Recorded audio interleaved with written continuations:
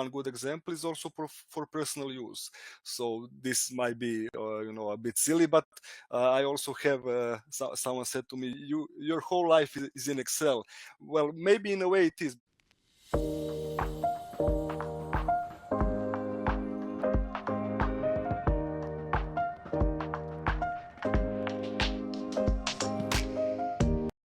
Welcome back to Systems with Laura, the podcast where we explore the practical side of running and scaling service-based businesses through smart systems, structure, and strategy. This episode of Systems with Laura is brought to you by Proprium, business workflow and automation agency. If you're building a service-based business and you're overwhelmed by operations, automations, or choosing the right tools, this is exactly what Proprium helps with. Proprium builds systems that help you save time, reduce repetitive work, and scale without chaos. Learn more at proprium.agency. I'm your host, Laura, and today's guest is someone who brings clarity, simplicity, and precision into the often overwhelming world of finance and business tools. Joining me is Mario Jurčić, a financial and business mathematics engineer with over a decade of experience in the financial sector.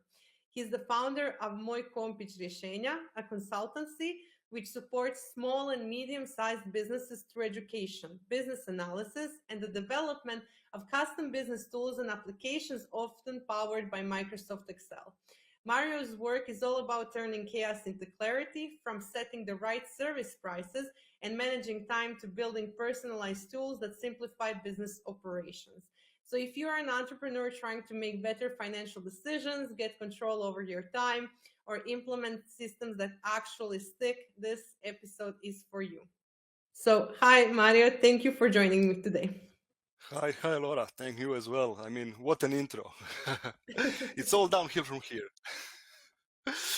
Not necessarily. So I have Hope great not. faith in what we're going to learn from you today. And one thing that I didn't add while we were preparing for the podcast is that I remember when I listened to your training 2 or 3 years ago on Plavi Ured, and I was learning about how to set prices, how to better control my own business. So I remember still that lecture. So I was really happy when we reconnected. And we're in this position now where I can interview you and figure out a little bit more Yeah, about what you know. So yeah. it's funny how things come full circle. Yeah, very, So very glad to be here, and nice to hear from you as an attendee of the education from 5 or 6 years ago to actually, stick with something that was useful for you. That's the aim. well, let's not say 5 or 6 because that sounds like eternity. It was 2021, but still, let's pretend we're all still young and we didn't go above five plus years after 2020, Yeah, right? So yeah, let's start the conversation with you worked in finance for over a decade, and your company is a few years old. So I'm wondering what inspired you to cross over and combine basically working in a company with being an entrepreneur. If I'm not mistaken, you are still doing both. So how does that kind of look like, and what made you decide to become an entrepreneur? yeah. Okay, well, I am still working, let's say 9 to 5, or for me it's 7 to 3. I like the earlier shift. And this is, let's say, I wouldn't say hobby because I still get some financial reward for it, but I really enjoy it and I like it. And I like to spend my time on this kind of activities, basically helping micro service providers. This is my, let's call it, niche. And it all started with those educations in Blue Office or Plavi Ured, where I actually proposed to them that I could teach the attendants there about, we call it controlling, like controlling, financial controlling, but for them, for self-employed service providers or for small team service providers, which we all are. And also my wife is self-employed physical therapist. My brother is also self-employed, has his own company in service business. So I am surrounded. My sister-in-law is actually a hairdresser, so I'm surrounded with them, and I think I really can help those, let's say, financial aspects of any business. Besides that, I was always curious about business as such. Reading all the books are non-fiction and business only. So this is something that I enjoy on the beach, and like that aspect of the let's say small businesses, while they are mostly focused on their core business and not necessarily have the insight from the business perspective. And this is where I see I can add value to them with simple systems that they can introduce. And Excel is just a tool, but I think it's a very powerful one, and there's not much you can't do with Excel. So this is how I see it, and that's how all started. So now here is where I am. So from what I hear, you didn't stand the chance. You had to become an entrepreneur. You know how they always say you are a blend of five people around you. So since everybody's an entrepreneur, you had no chance. Yeah, and I really like that, having your own autonomy and control, and kind of envy them. I mean, in corporation, you obviously have all the positive signs of that, but nevertheless, I even have one slide with all the benefits of being self-employed and what that brings. So yeah, I can now enjoy the parts of both worlds. So what are the pros and cons of each? Okay, I mean, uh, having let's say a schedule in the corporation that drives you even when you are not, let's say, motivated, it is actually a good thing sometimes, because you probably know if you are self-employed, you have to have that self-drive to work when you don't feel like it, and to be proactive, to reach out to people, etc. And if you work for a company, it's actually their job to do the selling in terms of giving you the work to do, right? That you can say that is a plus and a minus for working in a company, and you are basically have a fixed price, even though we don't see it like that. You have a annual salary or monthly salary, and you are selling your 168 hours per month for that, let's say, salary. And that is, you have one client. Looking at from the entrepreneurial perspective, you have one client, your employee, and you have fixed rate, right? So it's good that you sold all of your hours, but you are some kind of, let's say, kept in that sense. And with entrepreneurship, sky's the limit, so you can set your own prices, and this is exactly what I help other people to do, to set the price that represents their value. So and of course, if you are the one who can easily have good time management, then entrepreneurship is for you. And if not, maybe it's better for someone else to drive your calendar, if you see what I mean. Definitely. And I felt that on my own, exactly like you say, there are days when you don't want to do this, where you just really, want to do nothing and you just want to give up.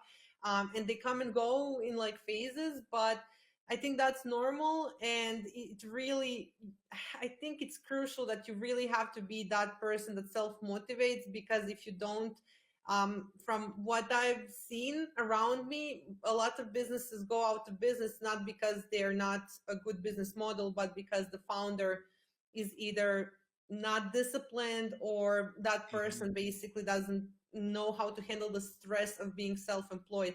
I think that's more crucial than just knowing what to do, if that makes sense. How do you Yeah. approach that?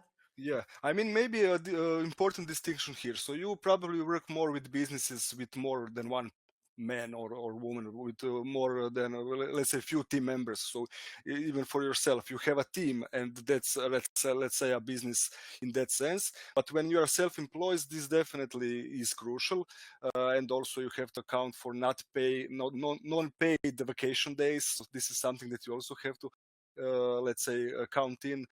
But when you have a team, then you can, let's say, work on the business, and that's very important. And that should be your focus. And if this is lacking, or even executing the work is lacking, then yeah, business is not really easy to run, right?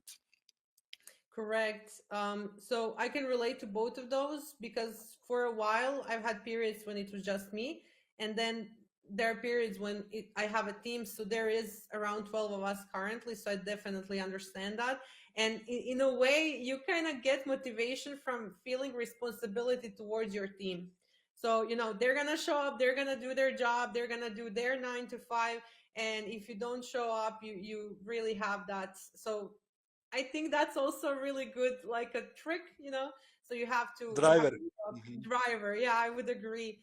So you mentioned corporations, we mentioned freelancers, we mentioned small companies. So what do you see that they have in common, and how do you help each of them, or who do you focus on the most? Yeah, I mean, the focus on these educations in Plavi Ured and now Inkubator Izvrsnosti is on those, let's say, startups and the small service providers. So I am focused on service provider business because this is something that I also do, and I think I can help them. So all that I teach is actually what I have for myself. So all of the systems that I show, simple controlling systems, simple pricing calculators, etc., is something that I actually uh, did for myself. So I think I'm really properly equipped to help them as well with something that I use every day, not to have this some ideal customer persona which doesn't really exist. This is where I can help them directly. But also for the, let's say, for corporations, what I can make some, I call it Excel applications. Believe it or not, in big corporations, what they have in common is that they all work in Excel still. And it's not a bad thing because, as I said, Excel can do wonders, and it's cheaper relatively to other applications, and even it can even be better. So this is what I see that is in common, and what I have built also in the companies I work is also Excel models, obviously a bit more complex ones, and for the purposes of the management systems that I needed. But nevertheless, Excel was some kind of underlying foundation for creating some sort of process or management system in both of those worlds. And also for, let's say, one good example is also for personal use. So this might be a bit silly, but I also have someone said to me, your whole life is in Excel. Well, maybe in a way it is, because, for example, personal finance management system is something that I have for me, for over 15 years in a simple Excel tool as well. So I see the use everywhere, and this would be the common denominator for both big corporations and for small businesses, and even personal use. I do feel sometimes that we are a few broken Excel spreadsheets, offline saved, away from a disaster when it comes to big companies.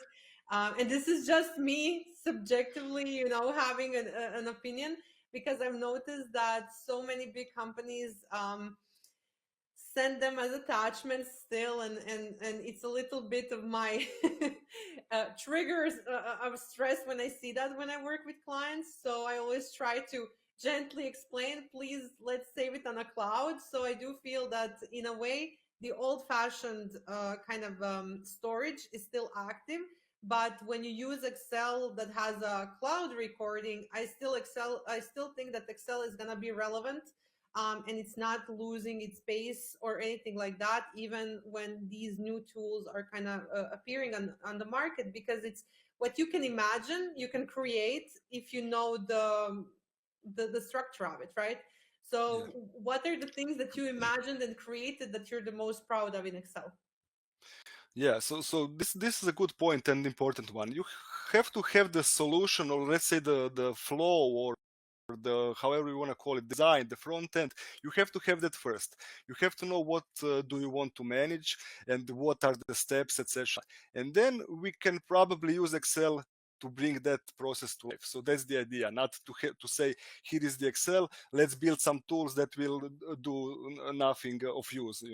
So this is a great point, and I always say, what is the problem? Let's see what we need to do, how the front end of the app looks like, and then let's see if Excel can help us. So this is the approach, and with all the functionality it has, it is most times easily done, even without. This is also what I preach. So without macros, without any complex formulas, even without Python and AI now, it can be done if you build it, let's say, in a lean way, sort of. So this is how I see it. I mean, this, let's say, finance management system that I have for my personal finance, and also which is the same model in the background for controlling for small businesses. This is something that is very useful, and I would say developed long time ago with a bit of adjustment between this. This is something that I am proud of.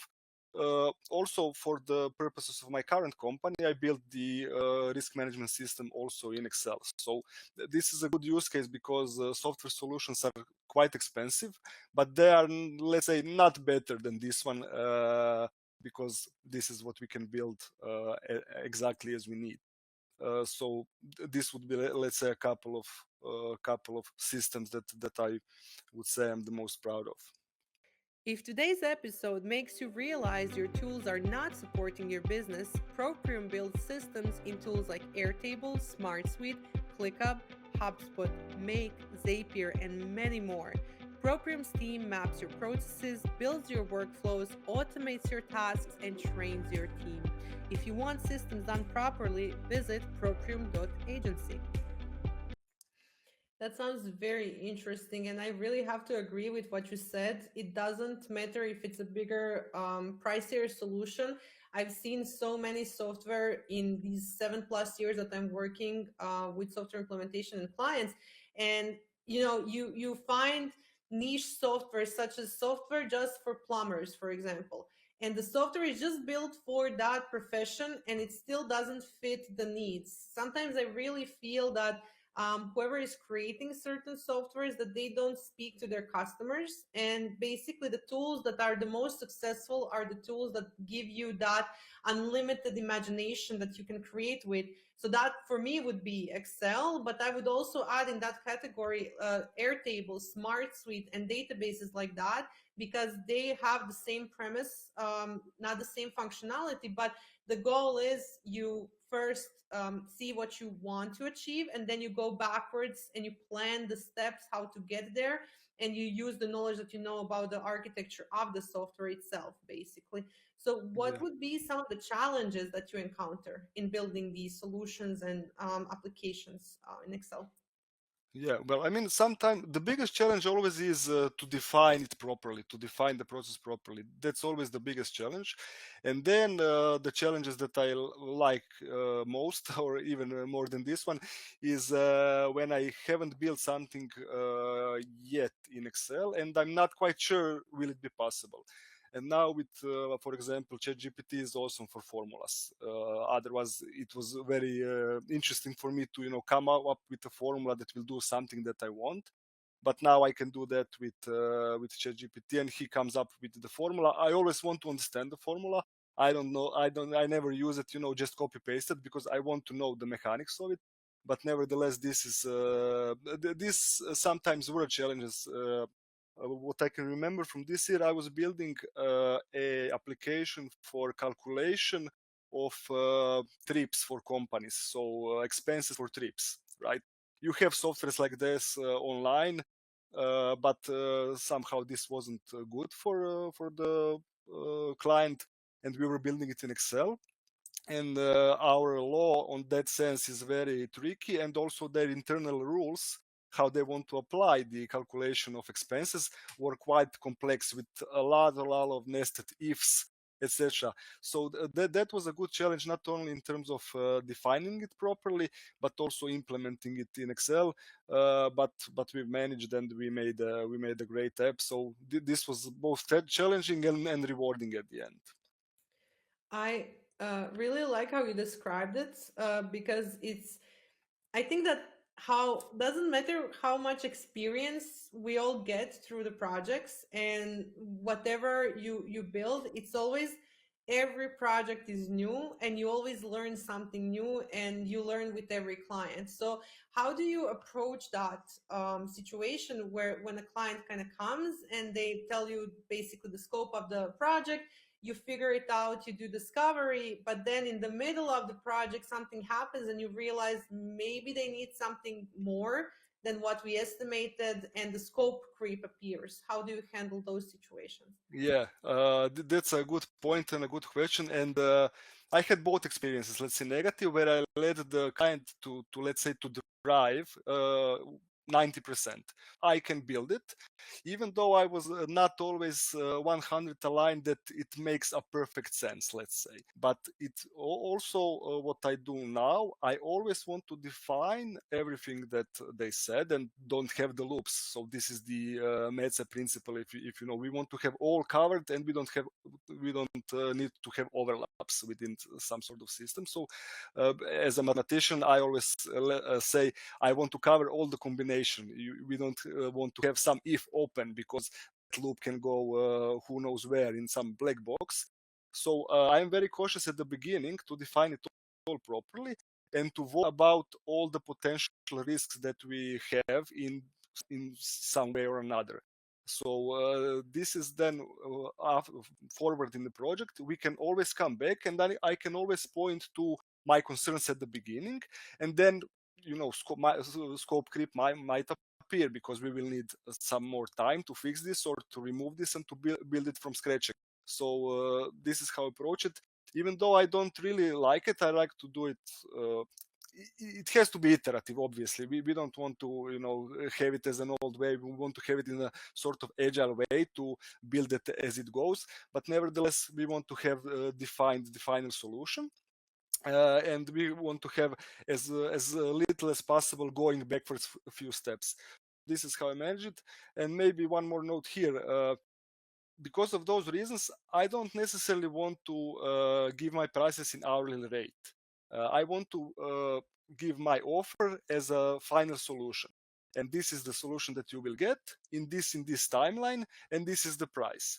And it's very important in this kind of approach to have this, what you'll get, really well specified with what is included and what isn't included section, let's say. So this is how I combat the potential scope creep. I definitely agree about the hourly rate, because in those situations, you will work more hours than you always imagined when you're scoping a project, because software might glitch, something would happen, stuff happen that you can't always predict. So if you go hour by hour, I always believe that it's much more expensive for the client. And I've noticed that the clients who want projects like that take weeks or months, and they want them built by hour, tend to be micromanagers. So Yeah. there's no win for the client or for the person doing it if it's definitely by hours. So I definitely fully agree. I think that also ties a lot into your love for pricing, because you probably had to have figured out from scratch how to price this, how to approach it, how to get every iteration of it scoped out and priced. So what did you notice with your experience when it comes to pricing, and how do you now help others to price their service correctly? Yeah. So I mean, for the client, this is always what I teach the service providers. You want to give them outcome for the price within a given time frame. So no hourly rate here, but for yourself, for you whose time is limited, definitely you have to know the price per the hour. So what is your let's say aspirations, what is your big objective? Maybe you want to have 100 euros per hour as your perfect life, and then working, I don't know, 100 hours per month, so this would be 10k euros, and you are working only 100 hours. Maybe that's your goal, but to reach that goal, you have to always have in the background your hourly rate. And this is very important for project services. This is another, let's say, distinction that we always make on the education. Is it a, let's say, process or repeat service, like hairdressers, like masseuse or physical therapists? Personal trainer is also your hour with the client, and the project ones like architects, web designers, whatever. So if it is a project, you need to have your all calculations and prediction how many hours will it take for you to complete the project with all of those let's say risks and all the buffers that you need, and then price that in but not giving the client this will take me 5 hours, but to give them the outcome and the price. But for you, it's good to have your hourly rate in the background, and you will sometimes be quicker, sometimes you will be slower, but with experience you will be better suited to let's say estimate those numbers. I mean, good example here, or counter example, is my brother's business. He's actually repairing churches, let's say. So restauracija, he is doing that, and he often cannot predict how many man days or whatever person days will take, because when he removes the first layer from the wall, then he knows how much will it take to fix it, let's say. And this is a big challenge for him, but I said you have to take this or put it as a separate. When we do this, then we will give you separate pricing, or you can include the risk and then give the price which is quite high, which might cause them not getting the tender. But this is the only example that I have where this is very, very challenging. But usually with experience, you should be able to estimate in a certain range how many hours will it take for you, and then work backwards to come up with a figure that you should present to the client, but with the outcome in mind. And also, not to forget, important point, this is not the final price, because if the market is so, and if your experience and expertise is so that you can double this, you are still providing market value, then definitely put the price double as that. That's the idea. And this is what we do at the first part of the everyday education, is that mindset shift. People think that they are robbing someone, but I say, if someone buys from you anything for any amount of money, it means this is how much value you provided, because he exchanged the money for your service. This means it means to him, this is value for him, and this is how much value you created for the market. I hope this makes sense. A bit of a long answer, but I hope it makes sense. Makes full sense to me. And you mentioned risks and buffers and setting your hourly price for yourself. So could you unpack the risks, the buffers? What do you take into consideration when you sit down and you create your hourly rate? Because I've noticed that a lot of people who just begin, they look at the competition and they're like, oh, they're charging this, I'll charge that, or I will charge less. And then it's a race to the bottom. And they usually, go out of business with that approach. What would you suggest to somebody in that situation? Yeah, I mean, definitely, especially for the service providers, you want to be high end, you want to be premium, you want to base your whole business model on quality. Otherwise, I wouldn't even recommend to going into service business. You want your best marketing to be word of mouth. So that's the idea where you have to start. And then you will be able to charge premium, or let's say higher than the market usual rate. So for me, I even have the calculator for this as well. So how to how to calculate all your hours and how much you should or might charge a particular project. So basically, what you need to do, you have to list all of the activities that the project will take.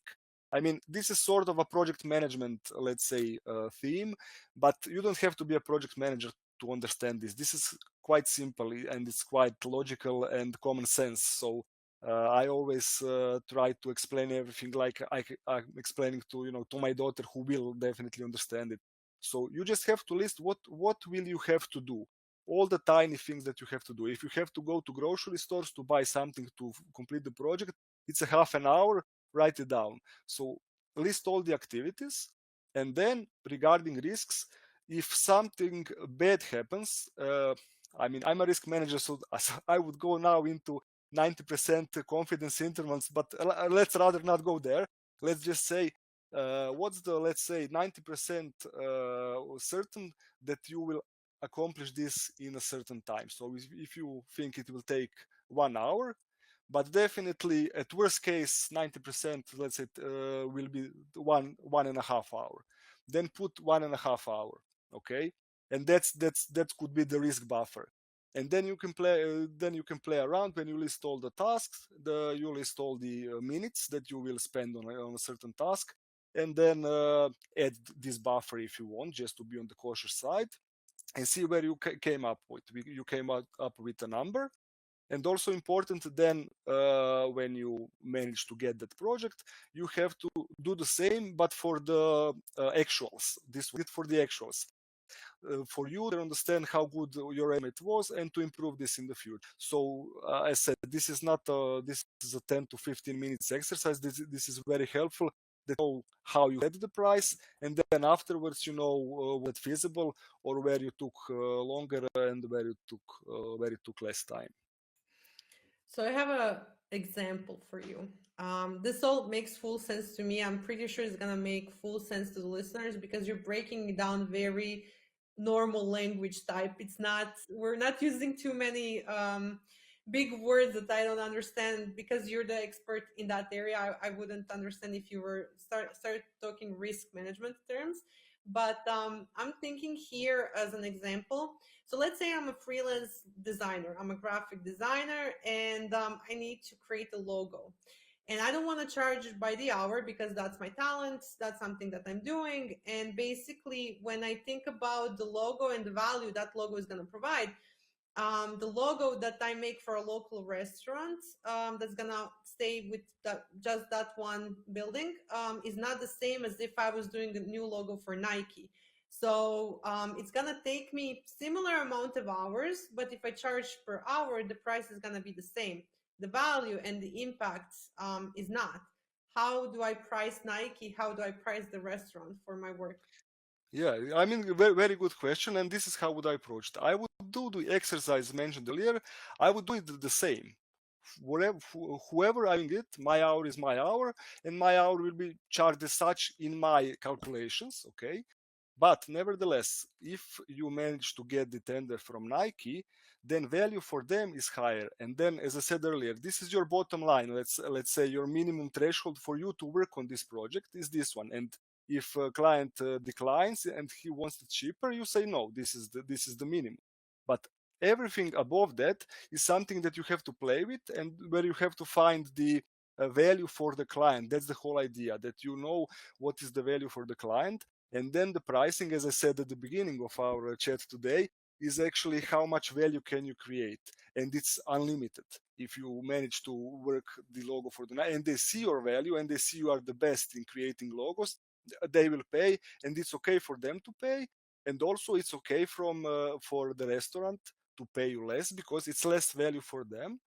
And maybe important note here, you mentioned value, and when you are presenting the outcome, it's good for you to also present the value for them. This could be even selling when you are presenting the offer, to say what will bring and why it's important, because they might not be aware of it. So this is how I approach these differences. And yeah, this is the bottom line that you calculate for yourself. But then the value for the client is something that you have to investigate, and you have to, let's say, see how much value do you bring to the table. One let's say cool approach I see here is that you have to set the price as such for your 50% of all the inquiries actually decline because of the price. So this is that means that you are right on the verge of, let's say, your maximum profit line. If 50% do not want to work with you because of the price, and 50% do accept it. So this means, I can even show you the math behind it, but this means that you maximize your profit. And this is counterintuitive, because people think I need to get every project, I need to get every person to buy. But no, this is how you will fill your entire calendar with work that is not maximally profitable. This is how I see it. I think that this is literally a nugget of gold, what you just said. And we both come from the Eastern European mentality. That's why I want to ask you before I comment on the 50% of yeses and nos. If I charge the restaurant 10,000 euros and then I charge Nike 500,000 of euros, am I greedy? What is the pricing saying, about me as a graphic designer? How do you combat the mindset and the comments and the I would say even limiting beliefs behind that. Yeah, I mean, limiting here is that you are thinking actually about yourself when you think you are greedy. You think, how much will I get? I will get 1 million. I am greedy. But that's not the point. You have to think about the market and about your client. So what value is he going to get? And if you sell him or if he buys from you for 1 million, the same thing that someone else, maybe your friend who works, I don't know, in a bike shop, who says, I wouldn't give you 10 euros for your logo. So okay, that's perfectly fine, because the value is in the eyes of the client. And this even you are greedy if you are not selling it to Nike, because maybe they will think you are not worth it, because you are charging too little, and then they will go somewhere else, and you fail to provide the value for the market, even though you had the opportunity. So just a simple shift in mindset is that you change the word, that you say value, not money. So what value do you create? And I say like this: the revenue, the top line, the price that you charge is the value that you created for the world. Because I said, if someone exchange his money for something that you created, and he's obviously happy with that, and you didn't sold him a cat in a bag, then it's all clear. That's the economy, and he is happy because he finds someone who will build this for him for this money that he obviously values the same or less than your solution. When we talk about your, let's say, profit at the end, including your salary, if you're paying one, this is the value that you created for yourself. Okay. And even if for example, you have employees, so you built a system, your company, that actually offers your employees opportunity to exchange their time and skills for money. So you even created the value for them. So the bigger the business, the more value for everyone. This is how I see it, and it would be greedy not to do it if you have the possibility. This is how I see it. I really like how you described it. And I also want to add on top of that is that usually, from what I've noticed, people don't divide money from their business from their money, especially if they're freelancers, solopreneurs, and it's not your money. So that million or half a million price of the logo, it goes into the business for costs, for wages, for everything, and for the business person to be able to invest in the business so it can grow. Because when you remove yourself away from the, we're surviving from month to month, we don't have reserves type of way of leading a business, which, if I'm not mistaken, it's more than 90% of businesses worldwide. Which was very clear when we had pandemic and lockdown and all of that, because most businesses couldn't work, and most of them basically stopped working and closed the doors because they didn't have reserves on the account, not just because of the lockdown. So it's a very smart approach what you're describing, to think that way and to do business that way. And I've noticed, and correct me if I'm wrong, but from everything you're saying, you're not saying just sell something and put a price on it and get the money. You're basically saying stand behind your work, and you will get more clients with referrals, because they will know that this is quality. You're not saying put premium just to say it's premium. You're basically saying become good, then double your price, then triple your price, and do more and bring more value. Did I get you correctly, or Yeah, yeah, yeah. yeah? That's definitely so. I mean, maybe I take it as a given that you will provide a great and awesome service. This is maybe what I take as a given, and then the recommendations will come. Otherwise, it's not sustainable to sell something to someone that is not actually intrinsically valuable. So yeah, I take it as a given for you to have a quality work and a service.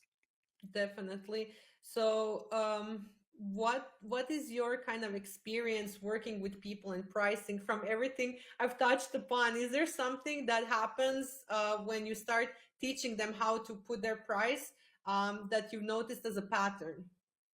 Yeah, I mean, what we mentioned to now in this chunk of conversation just now is actually the first part of this education, the mindset shift that you are not greedy. And also you also touch base this a little bit. So when you are self-employed service provider, you have to separate you as three roles. So you are the owner, you are the manager, and then you are the worker. So most times they see themselves as a worker, as an executor of the work. And this is obviously very well explained in E-Myth. I'm sure you're a big fan of systems as a systems girl as well. So, but nevertheless, they have to see that as a separate entity, and then they have to separate finances from business, as you said, and from their personal life. This is obviously also very evident with hairdressers. I have some other projects with them, so they are mixing the expenses all over the place. So they need to get that right, and this is a simple tweak just to separate personal expenses and business expenses, and then they're halfway there in terms of managing their money. So yeah, the biggest challenge that they have is that kind of mindset, and also what you said, that it would be greedy to put some price there, even though someone wants to pay it, and even though someone will be very happy with that price and with that service. I'll give you an example here. I was in Senj, so this is where I go on summer, and I had broken a pipe, and I was looking for a plumber in Senj. Okay, and there are apparently two plumbers there, and one was recommended, and he's great, but this was in July, but he was available not before November, you know. So I mean, I would happily give him triple the price for the fixing the pipe if he would come tomorrow. And if he's so overbooked, it's a wonder to me that he hasn't trained someone. You know, it's not science fiction or rocket science to be a plumber. So he has obviously demand, and I would be happy to give him 100 euros instead of 30 that he usually charges for this kind of fix, if he could come right away and in 3 months. And the other one, he was not so good, but I guess he would do the job, but he was booked until a month and a half in advance. So this is the counter example where, or they have too little prices, so they are taking jobs 3 months in advance and charging whatever they're charging, but not leaving the room for the bigger value, because this would be a much bigger value for me. And this is one example, and then there is imaginary example that I have on the slide, when a guy fixes a boat with one hit of a hammer and says it's 20,000 euros, and the boat owner says, what, you did it for 3 minutes, and now you're pricing the 20,000 euros, but this is the value that he provided, and obviously this ship, when fixed, will definitely have return on investment on that fix. So I hope you can take the answer from these two examples and from what I said earlier. I would say that the nail that he used is like €1, and knowing where to put the nail would be 1999 basically on the pricing Yeah. sheet. Yeah, this is how the story ends, and there is another part maybe worth mentioning here. So final part is, you don't charge by hour, you charge in years of dedication experience. And I don't fully agree with that, because if you can solve a problem with your imagination, or with you having a talent for something, even though you are trained for even 5 minutes, and now you can do no one else can do, then it's okay to price it highly, because no one else can do it, and it is valuable. So it's only about the outcome and about the value for the client. It's not about you. It's not about your education, about your certification, about your 10,000 hours or whatever. It's about what you can do, in what time frame, and at what price. That's all that matters. This is how I see it. I agree with that. And I remember when I started my business, I was 26, and I was, getting ready for sales meetings, and I was getting ready to tell all the clients that I have a master's degree, I did this, and I have these certifications, and I went to these, conferences, and I'm prepared and I'm ready and all of that. And I started working with clients, and nobody asked me, nobody cared. Yeah. In 5 minutes, they would figure out, do I know what I'm talking about or no? And I would say the price, we would discuss, we would set the next steps, and we would just start working. And it's been 7+ years, and I literally never had 300 plus clients. Nobody asked me about that. They only tell me the problem. We have a conversation just like we're having now, and then we figure out the solution together. And just like you said, it's also a conversation throughout the project, because this is very custom, it's tailored.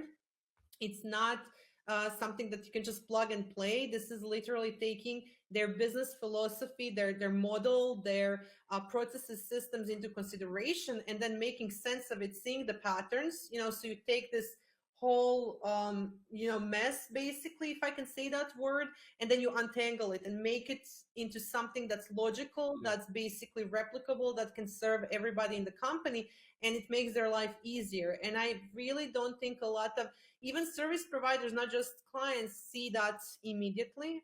Only when you get into the market and you start talking to people. So how was your Yeah. experience of collaborating with clients? Do they ask for a list of degrees, or is it the same? Yeah, it's perfectly the same. I mean, I don't have that big, let's say, of a history as you are in terms of number of projects, but I'm glad to hear from you that this is actually how reality works. That it's not something that I put on the slide, which I think it might be, but to hear from you that these examples are real, and it really is how market works. I mean, yeah, no one asked. I mean, I have, as you see, I have some bio on the internet, and anybody can watch it. But this is not the reason why they necessarily have to listen to me. They have to listen to what I have to say, and if it makes sense to them. That's the let's say the bottom line. So. I think it's the schooling system that teaches us that we need to have the approval of someone, of teacher, to give us a grade, and then we're passed. And this may be stuck with us, and this is not necessarily a good thing, where we need the affirmation from whoever, to take another free certification to open my business. And this is definitely a hold up for many to even start with something. I definitely agree. And to come back to the plumber example, if I have a pipe that needs fixing and I can't use my bathroom, I don't care what the certifications are. Can you fix it? Yes. Do you know how to do it? I'm not going to question you. So I will just pay for the expertise and knowledge, and I'll be happy with the bathroom that works. So I think it's that simple. And I also always say to people that I either have as my workshop attendees, or when I work with teams. But I love to say, when you go to Kaufland or any of the stores, do you when you're talking to the cashier, are you asking for a discount of rice that you're purchasing on the cash register, or do you pay the price basically that's there? Do you haggle with them? And everybody says no, and I'm like, that's the same with these. It is a service. You can't touch it and see it, just like you can rice, but literally it's a product, in some sorts. It's just not tangible in front of you, but it still has value, it still has a price. Yeah.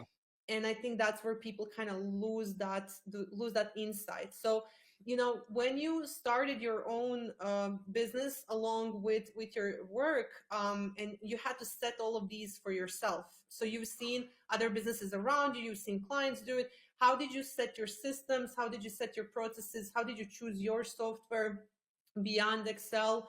How do you approach your own business?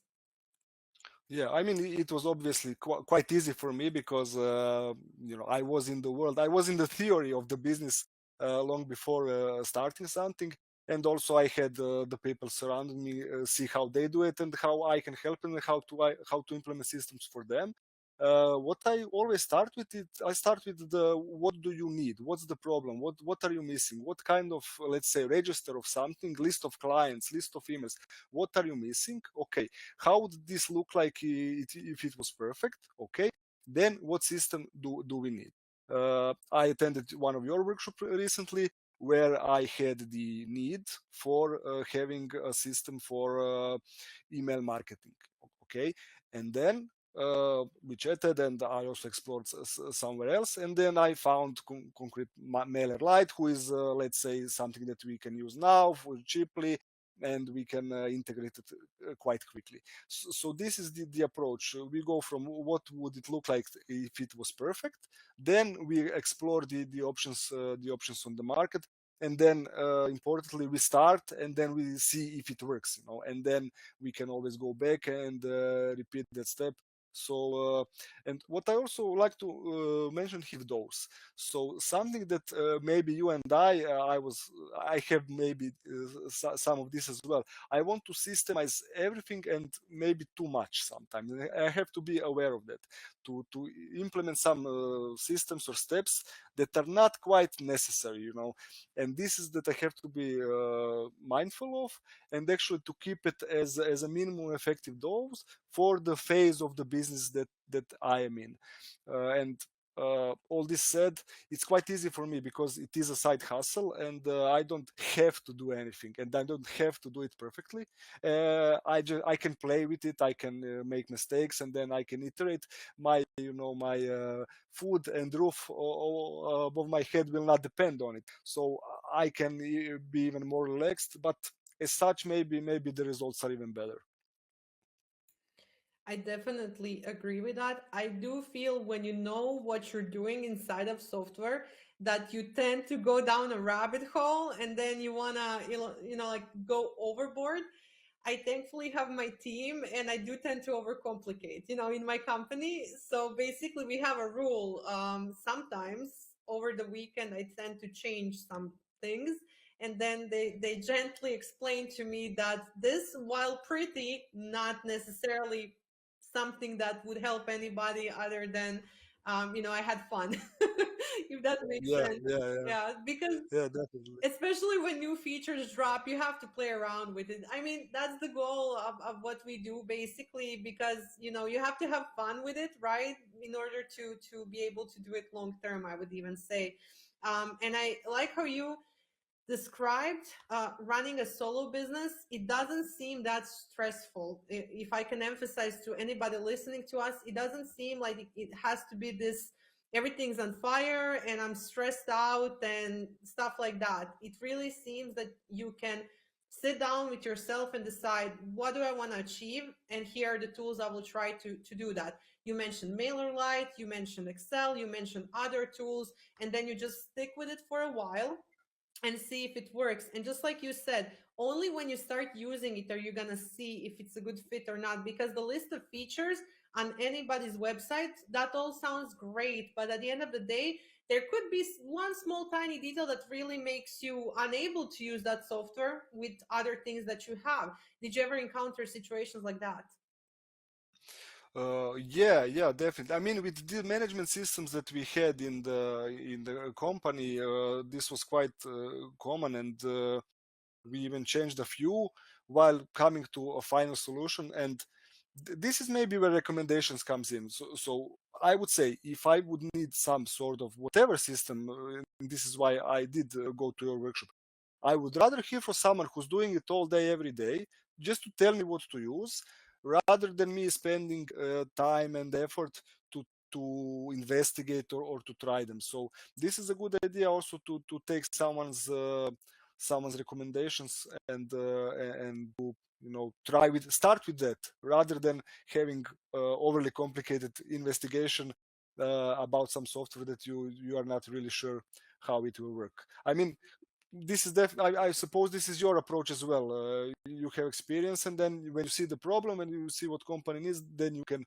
advise on the best solution for them. Definitely. So, to everybody listening, if you want to hear more about Excel and if you want to hear more about ClickUp, HubSpot, or SmartSuite, then call me. And for Excel, call Mario.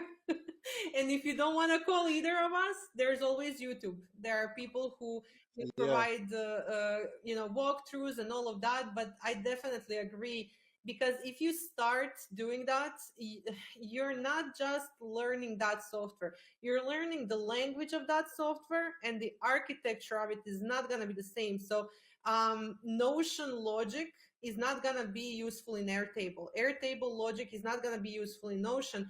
And if you're switching softwares because something doesn't fit correctly, and you don't have what you emphasize, the preparation, the systems, knowing your business, the pricing, everything that comes before that, then you're just basically creating digital chaos. You're just shuffling data and nothing fits where it should. And basically, you don't know where to find anything. It's a mess, right? Yeah, I would take your advice even further. Especially, maybe your advice makes sense in terms of go see the tools or reach out for the tools. But if you are not, let's say, technical person, or if you are not interested in the background or in the logic, you just want this as an input and this as an output, and you don't really have fun while doing the stuff in between, then come to us with the problem that you think Excel or any of these system automation system can actually solve. Come with the problem, and then we will see if Excel is the tool or not, if some other system is the solution for the problem. So I mean, this is quite popular now with AI as well. I see all of the new super AI solutions that solves a problem that maybe even does not exist, or it's solvable with 3 clicks instead of one. So it's fine. So I would always start with what you're trying to achieve, and then let's see what is the best approach to solve it.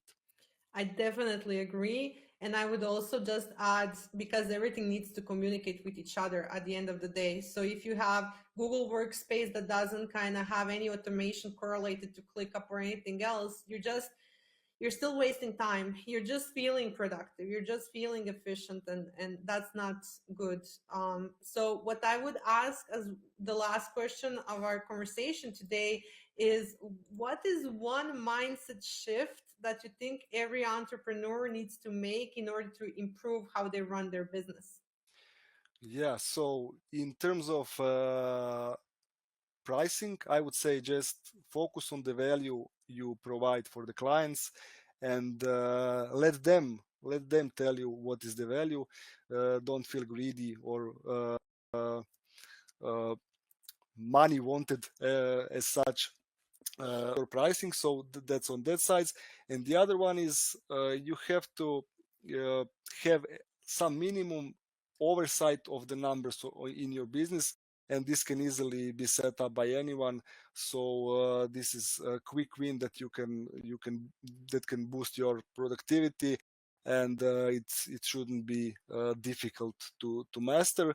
And if you are a bit advanced, every minute that you work on something that is not your core business, especially if you are a service provider, you are basically losing money. So for those, if administration work is taking more than 5 to 10% of your time, then you definitely have to investigate the option to automate in today's digital world. I think that's a great message to end the conversation with. Thank you so much for being my guest today. I loved the conversation. I think the audience is going to learn a lot. Thank you, Laura. This was awesome. Great. Thank you so much.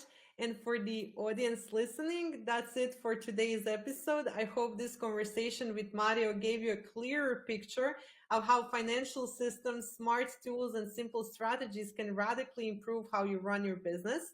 Because Mario's insight is a reminder that you really don't need overly complex solutions, just the right ones built around your needs.